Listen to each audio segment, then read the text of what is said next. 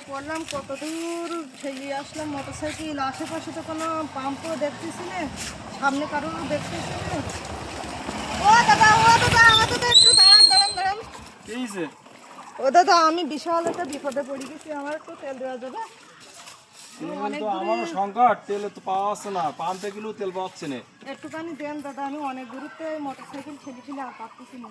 দিদি ভাই 100 গ্রাম তেলের দাম কিন্তু 200 টাকা। আচ্ছা আমি দেবো, আপনি দেন দিন। টাকা নেন, নেন বোতল নেন। ঠিক আছে।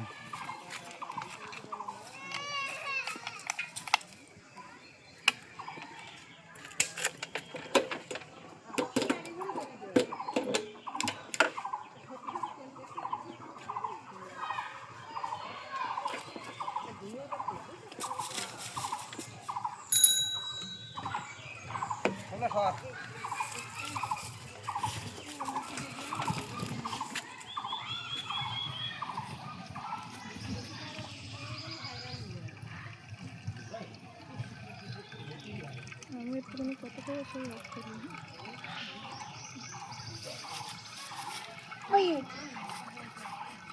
এই দিদি না 100 গ্রাম হয়ে গেছে।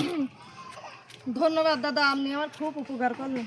ঠিক আছে, উপহার করার মতন না, এখন তো তেলের সংকট, কিন্তু আপনি বলেন বুঝলাম। দাদা ঠিক আছে।